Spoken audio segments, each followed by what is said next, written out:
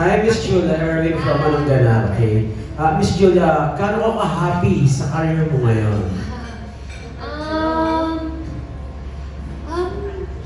Happy. I'm very happy, but I remain just full of gratitude, and I feel like more than anything, it's so humbling what's happening now. Yeah, and I think mas nakaka-motivate syempre yung mga naging blessings this year na to work even harder next year. So I think above all else, parang nangingibabaw yung gratitude. May mga other celebrities ka ba mo gustong makasama sa isang movie? Yes, si Miss Vilma. Yeah. I think I've been open about that. I've been open about the fact since super young, since I was 15 siguro. It's always been a dream of mine. I-claim na yan. Yes, please. Okay, thank you, Thank Miss Julia. you. Thank you. Thank you, Sir Erwin. Maraming salamat po for your questions. Tuloy po tayo from ABS-CBN, Ms. Ana Cerezo. Hi, Julia. Hey. May kasama ka dito Yes. How cute. Can you tell us naman about Fitz? Yes, so Fitz is my 6-month-old giant poodle. So he's going to grow bigger, especially when he turns 1. He's been our happiness in the house. Yeah, he's like a best friend. Ang cute nga, nagulat kami kanina, bigla siyang lumabas. Kanina pa daw siya pupunta sa stage. Sabi ko talagang parang siyang magpe-press con today. Gusto nga ata na siya mag-press. Oo, correct. He's happy lang to see a lot of people. Gusto ba niya umakit sa stage? Or hindi naman, what made you decide? Have you always been a dog lover? Yeah, growing up, I think I developed like a fear, and then I think I was able to get over that.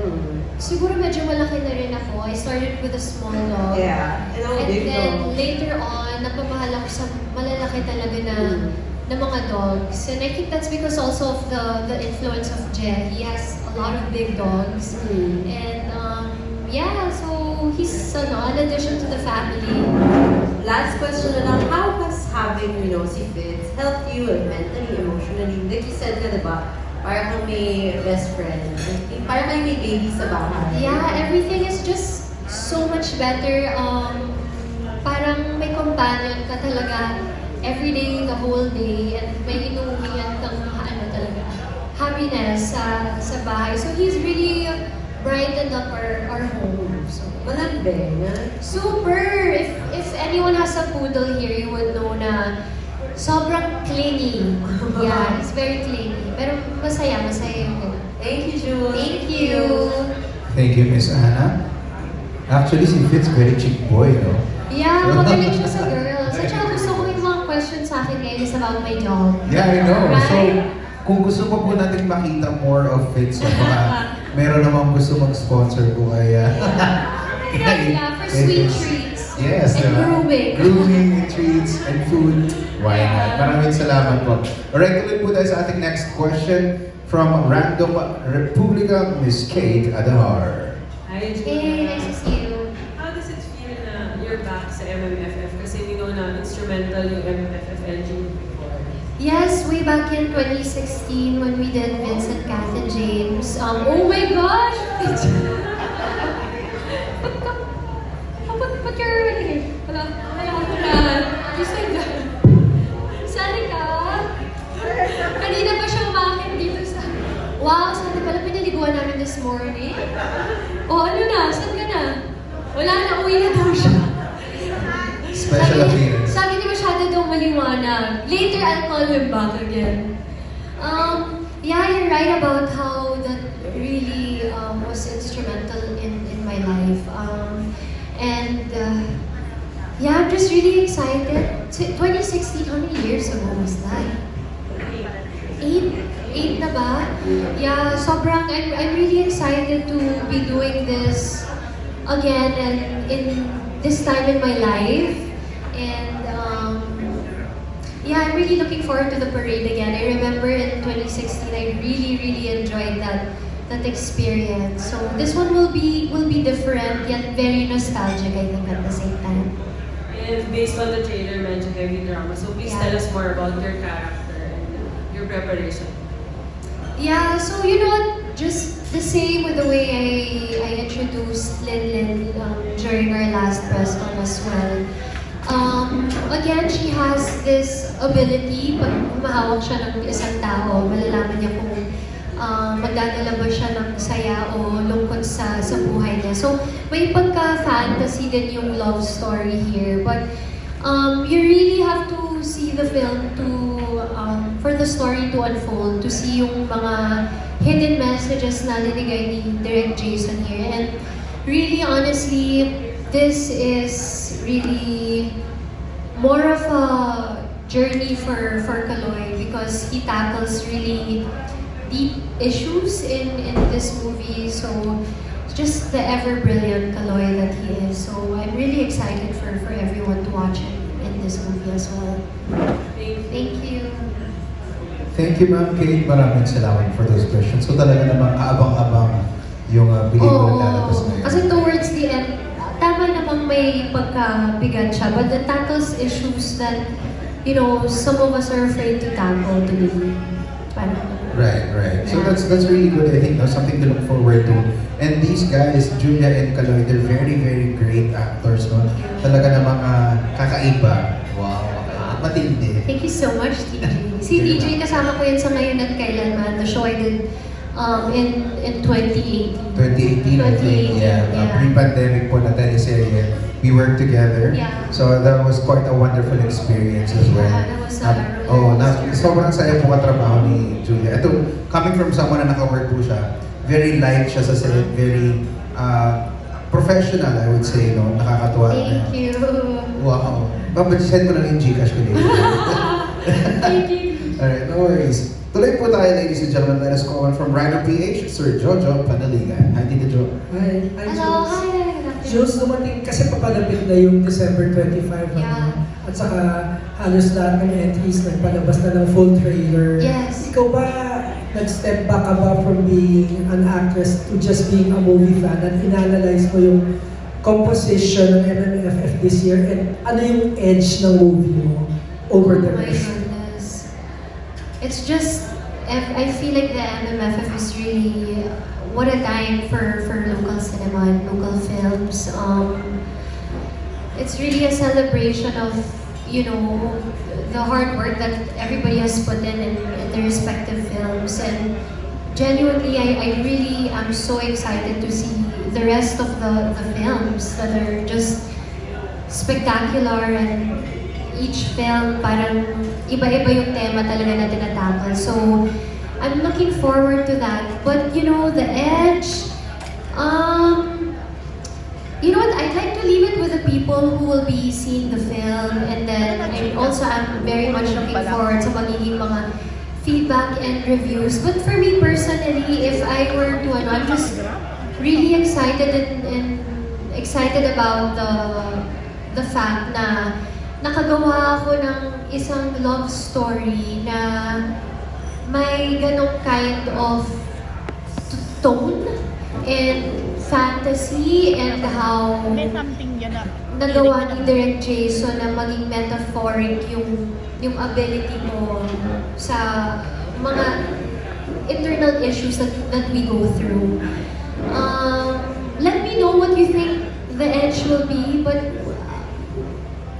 it's I think we're PG, if It's a bit? yeah, if I'm not mistaken, so the whole family can watch it and enjoy the movie. It actually starts out to be like really light and odd. And I'm saying this because I've already seen the film. Kasi sa premiere night, gusto ko medyo kalma na ako. So I've seen the film. It really gave me a different kind of feeling, almost like, I think that's the magic of Direk Jason. He's just able to take you to a universe that he's really created, and I'm just so grateful to be a part of the story and the vision. I think you'll understand what I mean when you see the film. It's like inside the brains of Jason Pollack Samana. Yeah. Competitive ka ba, Julia, in the sense na inisip mo, kikita ba yung movie ko? Mas kikita ba? Mas madami ba? May ganun ka ba? Ay, hindi ko siya masyadong iniisip because parang nakaka-distract yung ganong classic mindset. I think more than anything, ang importante is all films really support each other and all productions support each other. Again, it's a celebration of local artistry and film. So, I think ang dream lang namin lahat is really, well, personally speaking for myself, is that people give it a chance and, you know, see the film and see for themselves if ganun ba yung tono ng, yun ba yung klase ng pelikula na gusto nilang makita sa Pasko. But, yeah, it's gonna be a different kind of love story, that's for sure. Saka maganda lang napansin ko in previous years kung magyaya na kahit na sino, panoodin nyo lahat. That's what people say. That's what you guys say. Yeah, it really is a family affair eh. So, yeah, see it with your family, see it with your, it's for everyone, yeah. May follow-up question. Yes, sure. Miss Leia. Sorry, I'm Leia, sorry. Yes. Hi. Hi. Good afternoon. How will you differentiate your first tandem with Kaloy, Expensive Candy, right? Was it last year, no? Yeah. 2 years ago? It was in the middle of the pandemic, I Oh yeah, believe. 2 years ago. Yeah. Almost Yeah. 3 years ago. So it's all, and then with this one, but Expensive Candy was really also different. So different. Yes. And then this one, how will you Different shade? shade. I mean, Yes. aside from the balot na balot ako dito, because it's so cold in Japan, the dynamic is very different. I don't know if you guys have noticed, but Derek Jason has this way of presenting some issues in very artistic ways. You know how ang issue na natakal in Expensive Candy. I'm not sure if you've seen that, but it's really deep, the things that he wants to tackle in his films. But this one is really more, kumbaga ang Expensive Candy is the reality of love and life and how people make a living for themselves, and it tackles so much. And I think with Hold Me Close, it does tackle issues, but issues that we go through internally, parang yung mga journeys natin internally, and how we heal past traumas and past wounds, and how the ability of Lin is actually a tool for other people more than for herself. Feeling ko yung ability na Lin naging instrumento na lang sa buhay ni Woody, that's played by Kaloy. Woody is his name, yeah. Parang naging instrument yun also for him to realize some things in his life, and then naging instrumento din si Woody sa buhay ni Lin. So, I think both movies tackle different issues in super completely different ways. You know how Candy portrays a feisty, strong woman who, you know, has a baggage but powers through, and, you know, siguro naging symbol lang yung naging trabaho niya, but you see how she was trying to cope. And I think it's the same with Hold Me Close. Yeah, yun lang. Take follow-up, sorry. Yeah. How did you initially react when you learned that you would work with Kaloy again for this film? And how did the story appeal to you? Actually, medyo the end of last year, I think, kasi yung Expensive Candy, meron yan, yung team ng Expensive Candy, we got so close na we kept a group chat. So, a group chat that's already 3 years, if 3 years na yung Expensive Candy. So, nabuhay siya nung nagpaparamdam na si Direk ata na parang, what's the next? So, of course, you know, right away, Kaloy and I were on board because we love to pick on what's in Direk's brain, like what's in his mind. So, when he asked us if it's something that we would be interested in, we were immediately on board. Huwag mo na No palitan yan, story, please, no material, no script, but we just knew that he wanted to do a reunion project again. We were on board, and then it probably took 2 months until he was able to create an entire script. Si Kaloy kasi I think Kaloy also expressed kay Direk Jason that he wanted to do something like Eternal Sunshine of a Spotless Mind. Yeah. So I think Direk Jason just got inspiration from, you know, the fantasy aspect of it. And yun na, and then when he pitched it, I think tuloy-tuloy na yun. The next thing we knew, we were in Japan shooting a movie and done. We didn't even know that this was submitted to the... Ang bigat to na, Jim Carrey niya. Yeah, parang yeah, but it's a beautiful film, and diba,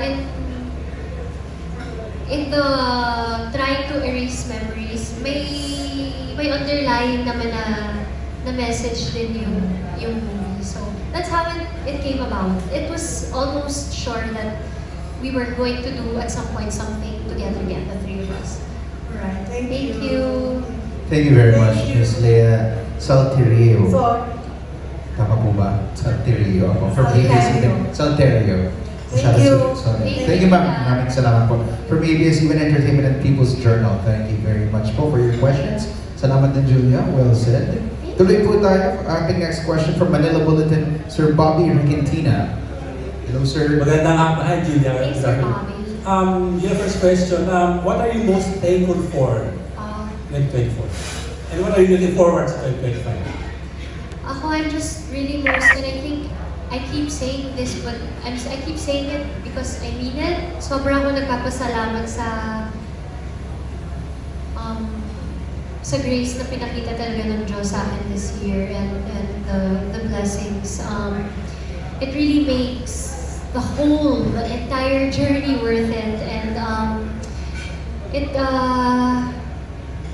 yeah, sometimes I look back at the year that I've had, and I almost don't know how to explain just how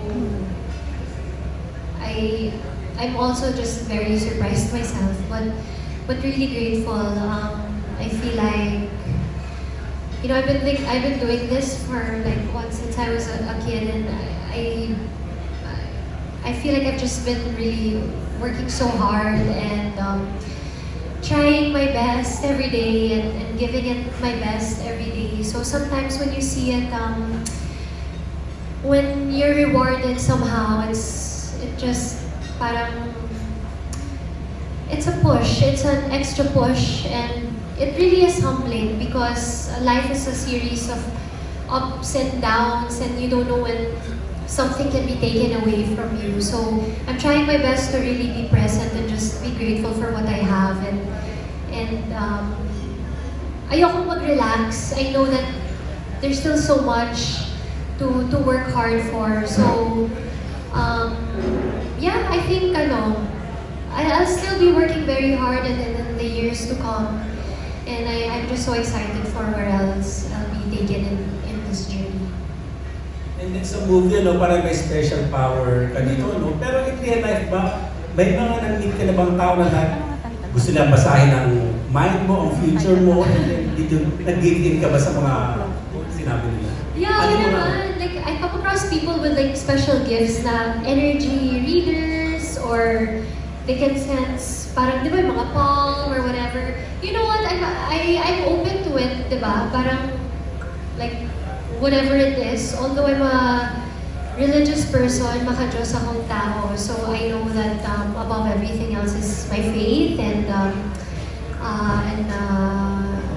yeah, but I'm very open to these things. I believe that there are people with certain gifts like that, and I have the utmost respect for that. But yeah, it's something that I'm open to. Pwede malaman yung mga recent na reading sa'yo, kung pwede i-share? Recent?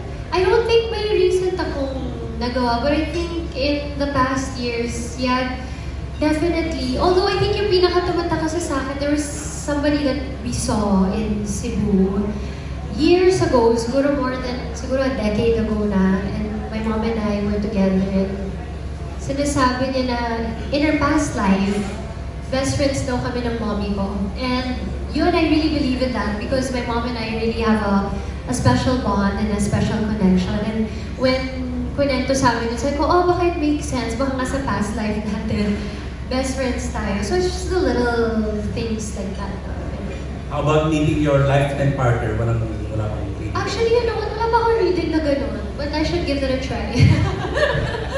I'll give it a try. Okay, thank you. Thank you. Thank you, Sir Robbie. Nakakatuwa naman. That was a nice question. Interesting, yeah. Di ba? Very interesting yung mga readings sa'yo. Nagpa-reading din ako recently. Oh, kamusta? Kasi medyo nag-doubt ako. Kasi sabi sa akin, binabasa yung palad ko, sabi na, Sir Chubby ka. Chubby? Oo, sabi ko, parang obvious naman, hindi na kailangan basahin. Ano ba? Maraming salamat po, Sir Robbie. Thank you. Thank you po. Next question will be coming from Sir MacRichard Paglikawan from Lionheart TV. Hi, Lionheart. Hello, Julia. Good Good afternoon. afternoon. Actually, yung boga ng 2024 mo, kasi in-open mo with a calendar, tapos you're closing it with the MMFF. Ay, may series ka pa nga pala with you. Of course, happy kami sa mga naging projects mo for 2024. Pero, ang tanong ko, tingnan mo ba yung magiging career mo for 2024? No. Although I feel like last year, medyo nakakasana rin yung, you know, of course, we were pitched the projects the year before. But you never really know the turnout of things and the result of things. And you really just pray hard that, you know, these things perform well and do well and that it will be of impact in people's lives, right? That's why we love what we do and that's why we love to storytell. You know, I'll say it again, I think sobra lang akong faithful na tao. I feel like every year I'm just really praying for a fruitful and a blessed year. And like what I said, parang talagang I really saw God's grace even more this year and really made everything, it made the journey worth it for me. So, but ano lang, I'm excited to keep going. And ito na lang, ano yung mga, magbigay ka ng mga bagay na pwede mong i-share sa amin na nagpa-surprise sa'yo for this year? Maybe 3 or 5? Ano? Sorry po? Mga 3 or 5, kung ilan yung kaya mong i-share. Lahat naman siguro. I mean, I think starting off with a series that I was so fortunate to have been able to do with View because that was a very unique experience for me and such a great opportunity na nabigyan ako ng chance to be able to work with leading men both from Indonesia and then from South Korea. I mean, that alone was really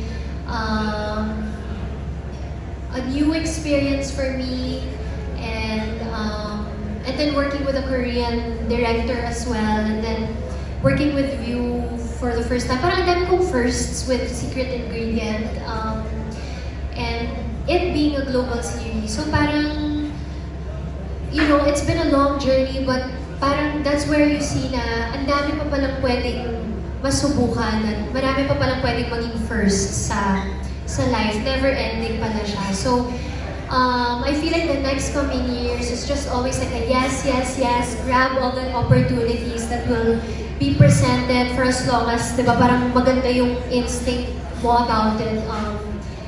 Parang ganun yung mindset ko ngayon. Like, I'm just really excited to grab every opportunity that will be presented to me. And pwede mo ba kami bigyan ng teaser ng mga projects na gagawin mo for 2025? Sure. Well, first thing we're doing for 2025 is I'm super excited to start the series I'm doing with ABS-CBN, What Lies Beneath. Okay, guys, thank you. I'll be working with brilliant actors, Bella Padilla, Janela Salvador, Charlie Dizon, Jay Cuenca, Jameson Blake, JM De Guzman. we're really looking forward. The story is different. Sabi ko nga nung kahapon, feeling ko since the pandemic and after the pandemic, we've been doing love stories. So parang it'll be really refreshing for me next year na makakagawa ako ng story as unique, as thrilling as what lies beneath. And very, very excited to work with ABS-CBN for the series.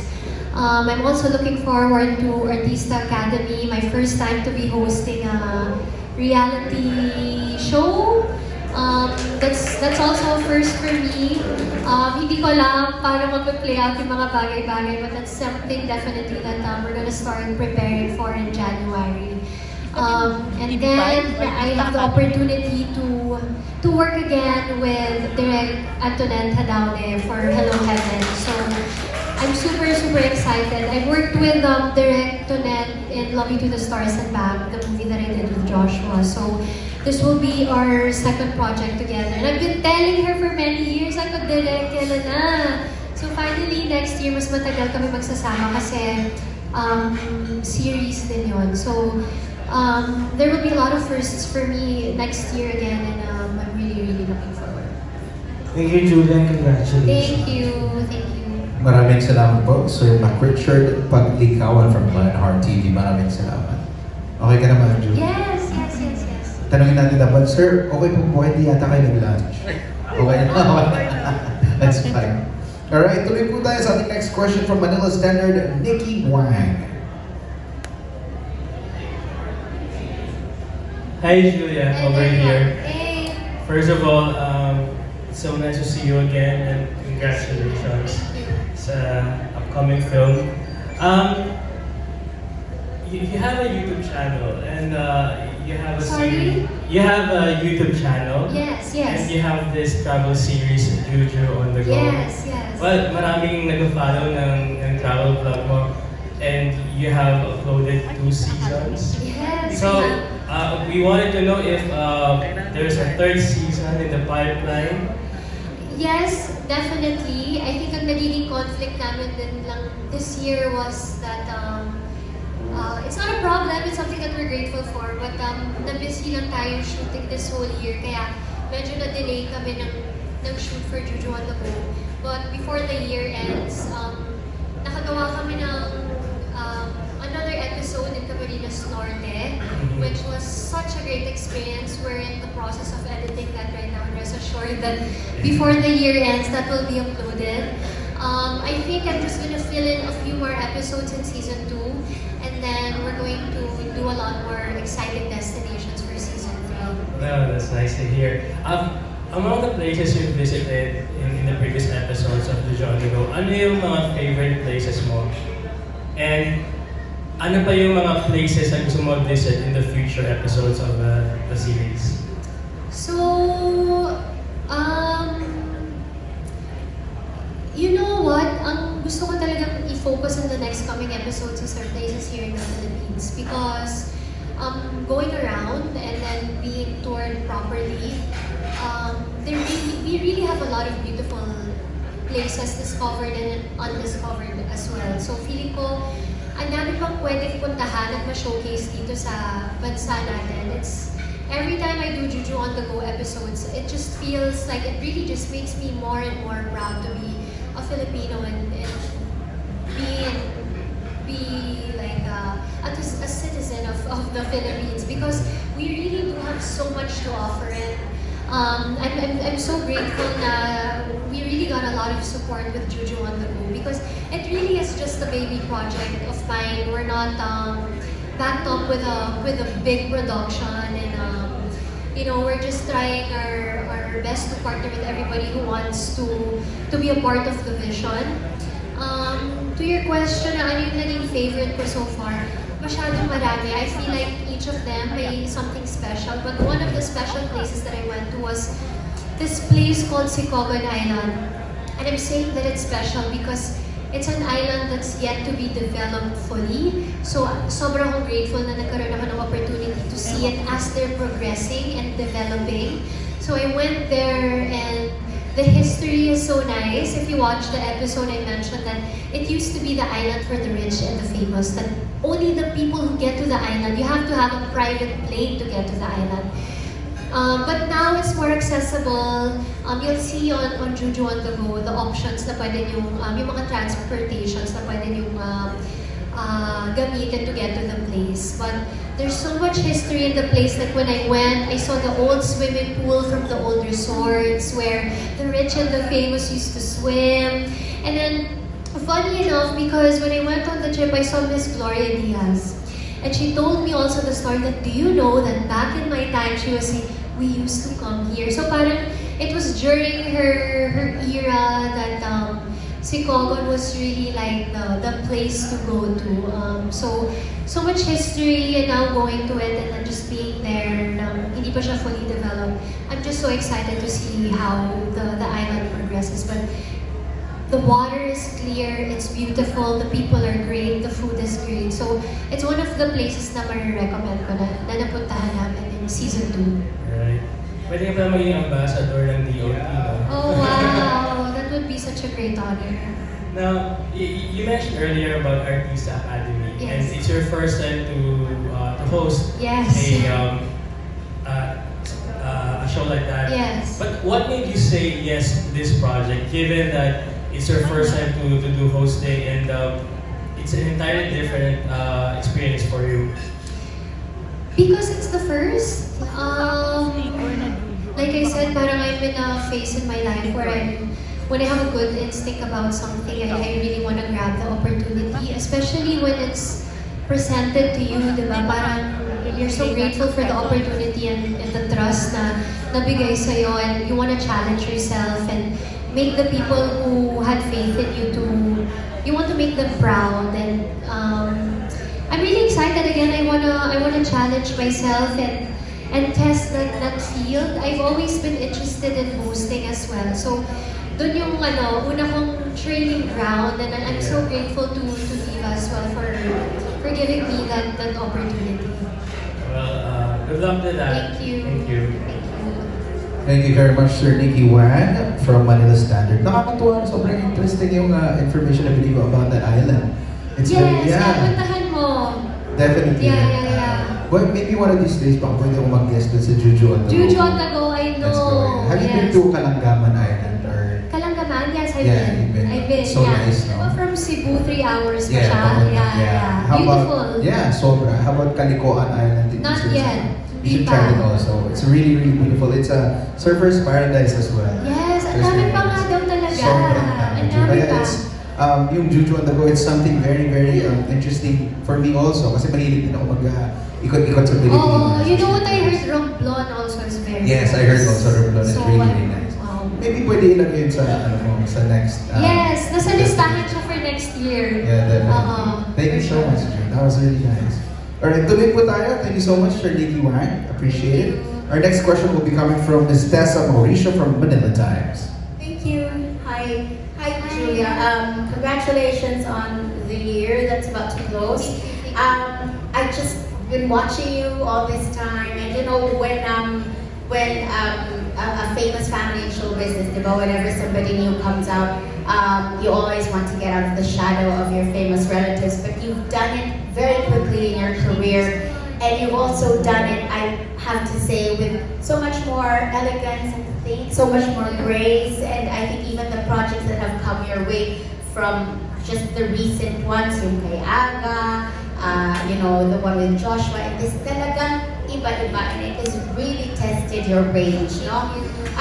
My question is, although, you've always, syempre, all of us want to have our own identity, but looking at the work that you've done, what does it mean to you that Abareto is really doing so well in this business at this time?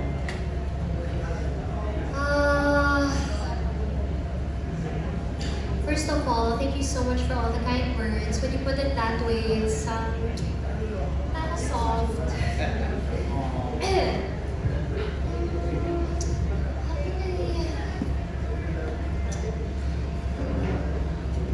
Parang this whole year, every time I meet with you guys, with our friends from the press, I don't know if you've noticed, but the word that always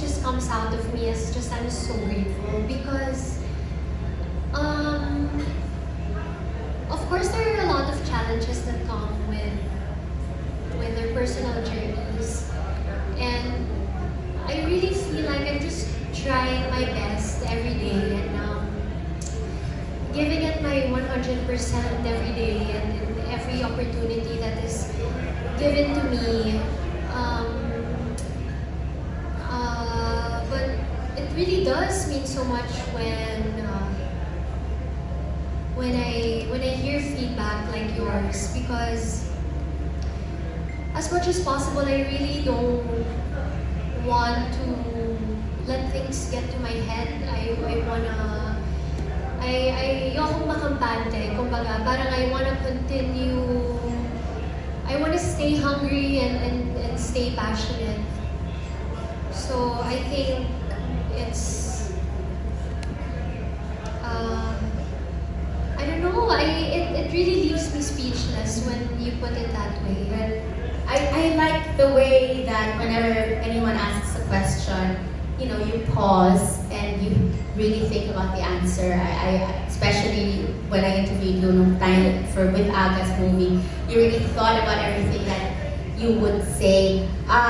Is this, not to say anything about aunts, moms, but is it just really, this is Julia, ikaw ba to, or have you also learned from, you know, your relatives in the business na minsan it's better to think about what you say and, you know, probably be quieter about things and things like that. You know, not to bring back anything, but is it you? Is this really who you are, or is it a learning that you have put in practice, siguro? I think because the older you get, you want to be as honest as can be, and just want people to really understand you and really know what's in your heart. So I think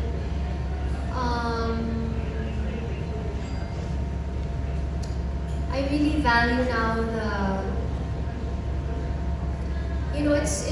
it's really important what we put out there, because you don't know who's listening and whose life you may be changing with the words that you're putting out there. There are people who watch you that may resonate with you. So if it means having to be honest with a journey, even if it means feeling speechless about certain things, I think as long as you're being real. I mean, I think with what you asked me before this, I really don't know what to say, because it really has been so overwhelming, because you just hope that one day people will see your hard work and see you for you. And it's taken a while, and it's taken a lot of hurdles to get to that point. But yeah, I'm really overwhelmed. You right now. truly have raised the name Barret to a different notch, and I think your family must be really, really proud of you. No? In another question naman, let's go to MMFF. Hold me close, such powerful words, no? But are you the type of person who would say hold me close? Is it when you're scared, when you're happy, or when you are just in love? Which one is it? Yeah. Kasi personally, every time you hold me close, sa akin it's always like, it's almost like for me like a cry for help and support. It's because to me, when I'm being held or I'm being embraced, I feel safe. So, iba-iba kasi yung paano nag-resonate sa isang tao yung pag sinasabi yung hold me close. Sa akin, it's like hold me close because I need a little bit of your strength. Like I need to feel a little bit safer in this moment. So, with Lynn having an ability, then making her super guarded and afraid of people. Kasi nga, it hurts her physically when somebody's not good for her. So I think it's like when you finally find someone who you know is going to be good for you, you just want to be held tightly and closely. Like, please don't let go because I already feel safe here with you. So that's almost how it resonates to me. It's like a for like, I want to feel safe. Thank you, and you know, keep going, girl. Thank You're you so doing much. so well. Thank you so much. Thank you so much, Ms. Tessa. Maraming salamat po. And then our question naman po this time will be coming from Ms. Rose Garcia from Maritas University.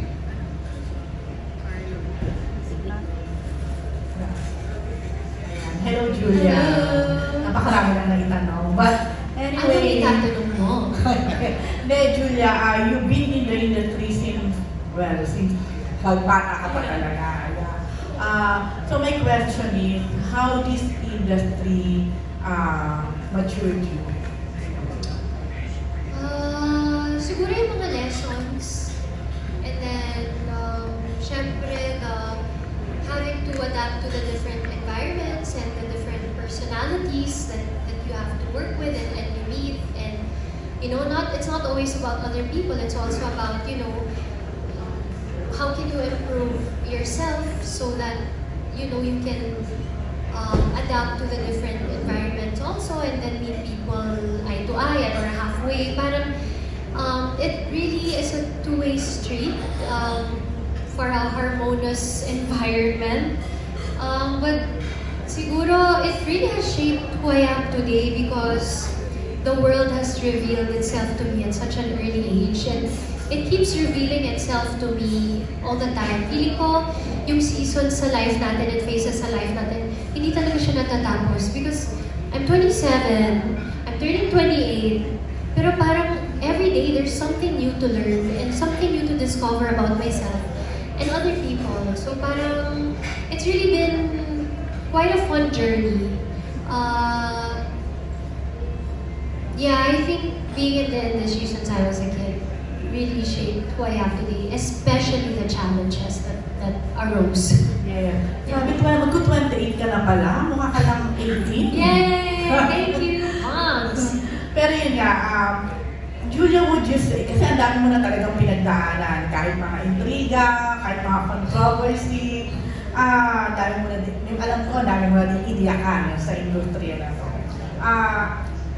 Ano ka, if you will bring back the hands of time, pipiliin mo pa rin ba dito pa rin, maging actress pa rin?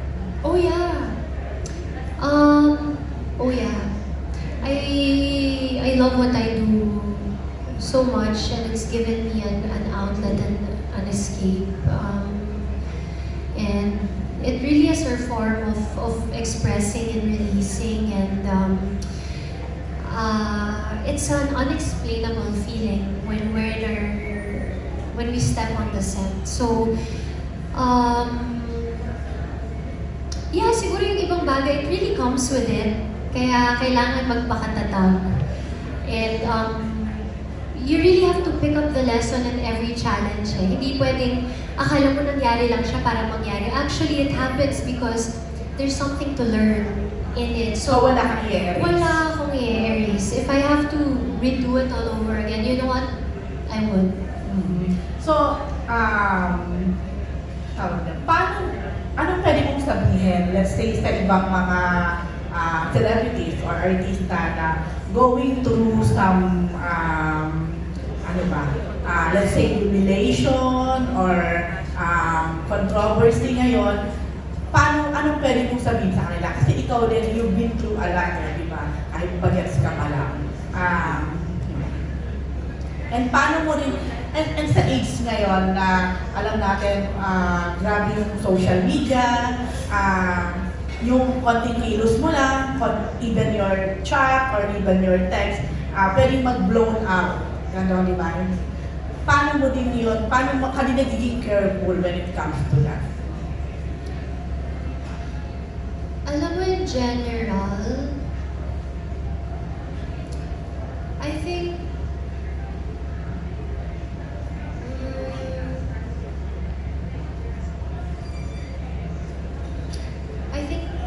challenges like controversies don't define who we are. I think what defines us is who we become out of it and how we become better for it. I think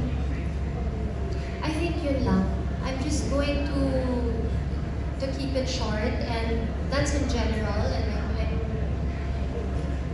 yeah, I think those things, our hardships in life don't define who we are and don't represent our hearts. And yeah, I think it's always how we rise above it. Ako naman.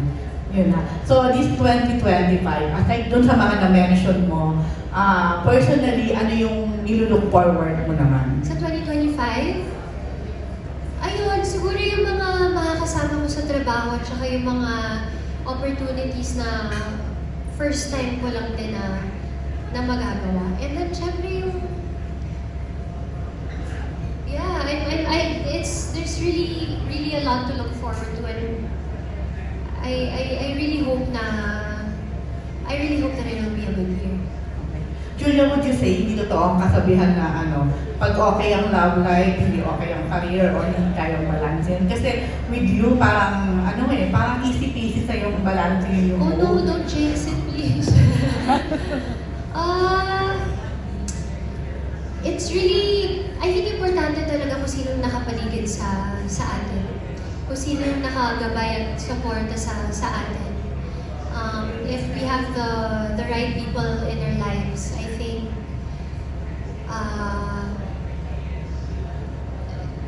kakayanin naman, whether good or bad. Kasi hindi naman palaging good ang life eh. May mga bad moments din yan. So, just stay level-headed and never ka talaga pwedeng makampante. Keep striving for more, stay hungry, stay passionate, stay humble, and ayun lang, kung meron ako natutunan talaga, it's have the right people around you. Last na, sino yung gusto mong sabihan na hold me close? Si Jen. Yun na lang. Nasabi mo na yan sa kanya. Alam niya naman na yun. Okay. Alam niya yun. Thank you, Julia. Congrats. Thank you. Thank you very much po, Miss Rose. Maraming salamat. Thank you din, Julie, for answering those questions. We actually have a couple more questions here. No problem. Additional questions from the press na ako na lang po ang magbabasa No siguro. problem. Later pa party tayo. Ah, Joke lang. babae. Gusto ko lang talaga ng ano. Yes, may tanduay tayo dyan. Uy, maraming salamat, Tanduay. Thank you very much. Alright, the first one is, nakaka-feel ka ba ng pressure knowing na ang mga kasabay ng pelikula mo ay mga legends na sa film industry? Wow! Yes, but it's the kind of pressure na parang china-channel mo as a motivation to really be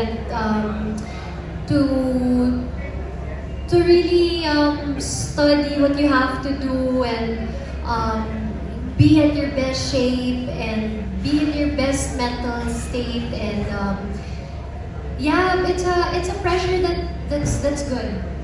It motivates you more.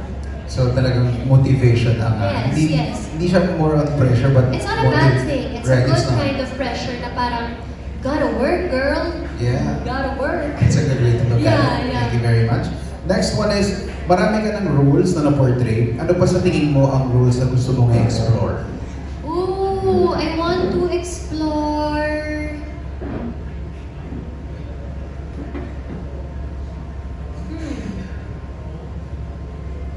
Wow, ang dami. Pero, dami, Liz. Madami. Saan mo magsisimula? How much time do we have, guys? Joke lang. At the top of my mind, ang dami. I actually think this is a hard question. No? Kasi being an actress or an actor, you get to portray a lot of iba-iba talaga na siguro over the years ng career mo, ang dami mo na nagawang role or naganapan. Although there's still so much material na pwede kasi Exactly. i-explore, diba? And sometimes you don't realize until it's pitched to you, until it's presented to you. Oo nga, nung pwede pala gumawa ng kwento na gano'n. Right. So would you say you have something na mas interesado ka na masubukan? You know what, at the top of mind, I really wanna do, if not a season 2, something like I Am You I did before the pandemic. It was shown in I Want TV and also on Netflix for a time in the pandemic. So I want to do roles like I Am You more. Yeah. Oh, there you go. Very nice. We have another question here. Kung hindi ka artista ngayon, sa tingin mo, ano ang ipapursue mo? I think I'd be working with children, like to the Really? Yeah. Wow. I want to work with kids. Like a teacher. Yeah, something like that. Like own a preschool or a daycare or something like I that. could imagine you doing that. Thanks. Thanks. You know what? Honestly, share ko lang. Parang share pa ako. Actually, isang choice ko nung college is early childhood education because I really like teaching kids also. Yeah. Yeah, it's something else. You know, it gives you great joy to be able to. Yes. Yeah. Agree. So teacher. Yeah. Basta, parang bagay. baka something basta with the kids. Eh, parang bagay sila. Thanks. Teacher Julia. Teacher Juju. Teacher Juju. Yeah, it's really nice. Last question na lang po kasi isang question dito is natanong na Okay. kanina. So, what's next after Hold Me Close? Ayun, I think I was able to share that earlier. We'll see. I mean, life is really full of surprises. There are a lot of things that happened this year that I quite didn't expect. And I'm just so grateful. I mean, I'm just so grateful for all the trust and the faith of everyone this year. And I really hope not to let them down.